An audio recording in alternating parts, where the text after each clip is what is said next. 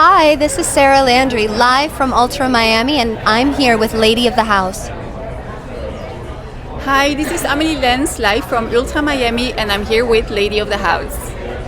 So you can keep the mic, because it's all about you two today. Like, literally. This is so exciting what you girls have done together. Ultra, resistance, you know, bossing it. I know you also played Friday as well, so... But you know, the two of you being together and here for us at Lady of the House is like so important, you know, because you are the blueprint now for the next generations. You know, we've had so many women come before that have brought in women, and now it's your turn and you're carrying the torch for the next generation. I guess, how does that feel, first of all? Like, I always feel like it's such a big responsibility. Like, I never really imagined this, because, you know, it's like my passion, it's just something I wanted to do, and then you just like grow into something, and sometimes I'm really like, oh my god, you know, I feel all this responsibility of like younger girls looking at us, and it makes me like super conscious about what I do, what I say, how I behave, and like what I want to like represent. And yeah, it's like, for me it's like really tough, you know. I find it really hard. It's just a big responsibility. I would agree, it is a big responsibility, but it's also, I think, a really beautiful moment to be the change and to break old patterns of misogyny that the industry has, and to step forward and say, you know, hey, there's room for both of us, we love each other, we can come together, we can support each other, we can show that we can lead with love and support for other women, and I think that's how you break those old molds and cycles.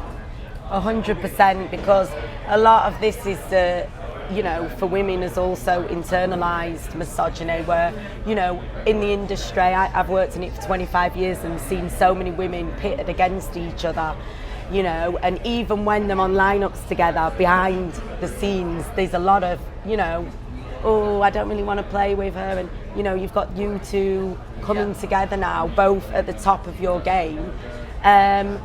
Why is it important for, you know, you two in specific to come together in the way that you have? What, you know, what's brought this about, and why are you doing it?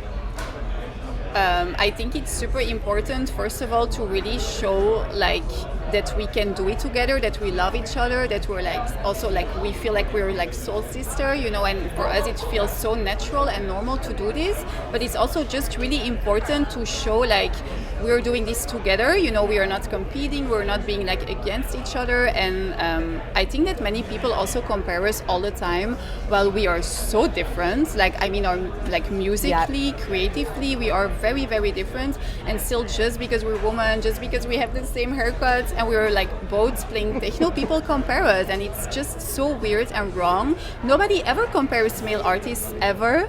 So I think this is really like a big statement and a big moment for us to just be like, look, we love each other, and like, you know, women, we just have to support each other. Yeah, I love that.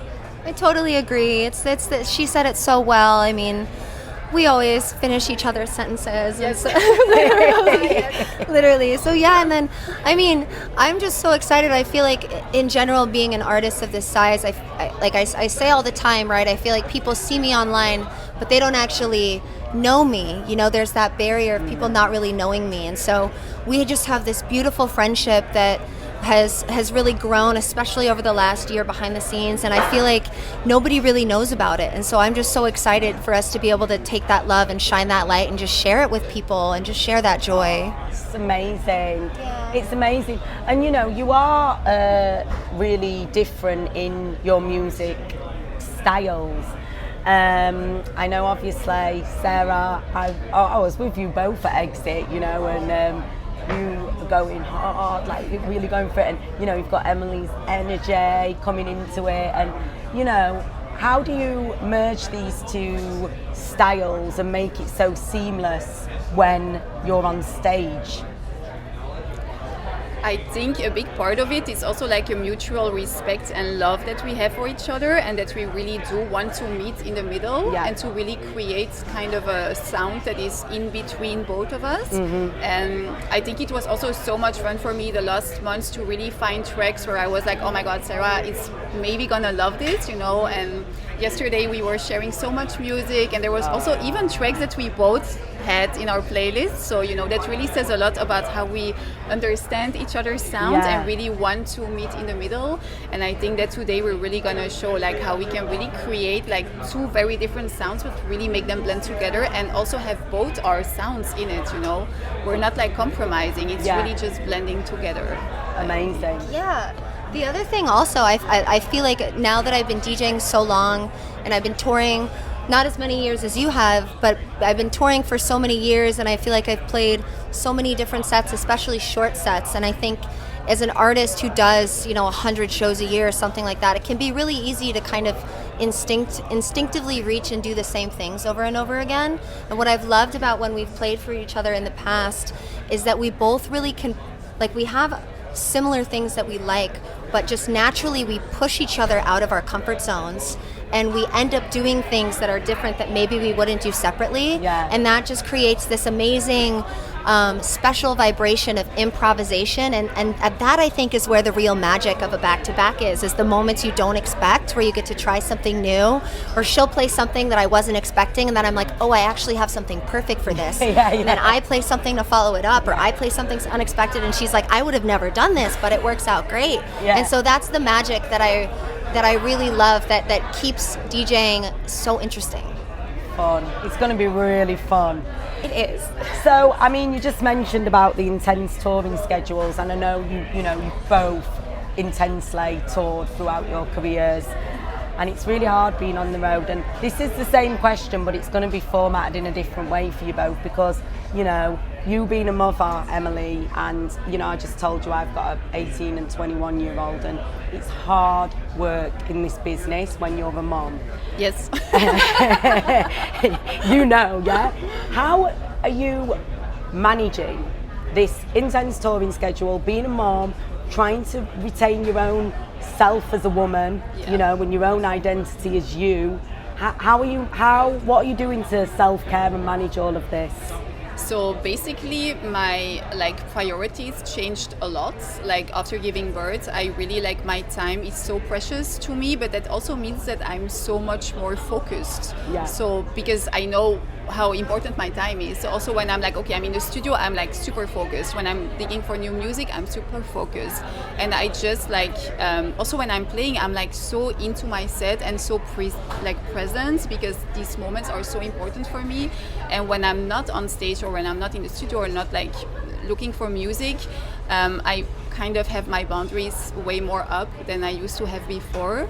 So I really protect myself, even new friendships, things like this. I mean, Sara is really an exception, but I'm basically really completely shut closed for new friendships, because I just really don't have the time and the energy. So yeah, that's a really big thing that changed in my life since becoming a mom. And just also touching a little bit more on that, what you said, you know, in terms of I feel the vibe I get from you is, you know, you said that you're a lot more focused and prioritised now, and I feel being a mum brings that another layer of resilience out in us. Do you think that that's also why you are so now conscious about how your impact and image has on the next generation of young women coming through? Yes, definitely, because also since becoming a mom, I overthink so many things, you know, also her future. Also now with so many things that happen to me personally that I really do not agree with. But I didn't really realize it. I was just whatever, laughing it off. But now that I have a daughter, I'm okay, but what if this kind of behavior would happen with her? It's really, really not okay. So it really made me so alert of things that I think are not okay, and to speak up about it and to really stop it. And So yeah, it's completely changed me as a person, actually, becoming a mom. But I think it's good. It's like the best change. Yeah. The mama lions come through. Yes. Now. Yes. Yeah. It's a very strong, big lion. So everyone needs to watch out. Yes. And just taking it over to Sara, because I'm going to format this in a different way for you, because you know I know that you are very protective of your energy in terms of your, you know, can I call it a spiritual practice? In terms of your spiritual practice and, you know, just how you connecting with energies and frequencies. How do you manage your energetical body and all the people that are meeting you and touching you and wanting to hug you and, you know, as well as your spirituality? Yeah, for me, it really has a lot to do with boundaries, right? Physical boundaries, energetic boundaries, much in the way that Amelie was just saying, also about really protecting my time, protecting my energy, and kind of fiercely guarding the routines and the rituals that make me feel grounded and make me feel at home in my body and at home in my mind. You know, I'm very particular about my exercise and my Pilates. I'm very particular about being able to meditate, being able to rest, being able to really take care of myself no matter where I am in the world, and then also just making sure that I connect with the things, you know, like music making, producing, and then also the people who bring me joy and really elevate me and lift me up. And then also just getting to have family time, prioritizing family time outside of the business and my relationships outside of the business, whether it's my enthusiastic auntying or my friendships that I have, and just prioritizing things that aren't related to being a public figure that just make me feel like Sara the person instead of Sara the artist. Yeah. I love these answers. We've just got so much out of this. Like, you've like drawn stuff out that I want to ask you next, but you've already said. I guess, well, two things, and these are the last things. I think if there's anything, you know, projects that you've got coming up that you want to let people know about, I think now's the opportunity, if you have. Or you're keeping it under your hat for now? I'm not really saying so much, but I'm really going to announce like some really, really big things in the next weeks and months, so I'm super excited. Okay. But yeah, we're going to keep out, we're going to keep watching out. Have you got anything you want to? Same answer. I have some very exciting things that will be coming out in the next weeks and months. Lots of exciting things. And then I know that what we can talk about for the two of us is we have another amazing back-to-back in London this summer. Okay, amazing. Where's that going to be? London this I can answer that one for you because it's my brother's venue. Yay! So, and I'm also, you're going to be at Magazine London in the new outdoor space. Magazine London in the new outdoor space. Where are we now? I just had to think, well, he's got 25 clubs, so I'm trying to think which club is it, because Maria told me and I can't remember. Sorry, bro.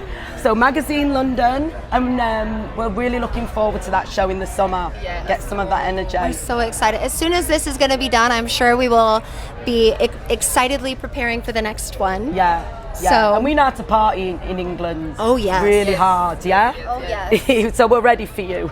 We're ready for you. So my final question is, ladies, wonderful to have you and all your inspiration and wisdom. What is your message to the world?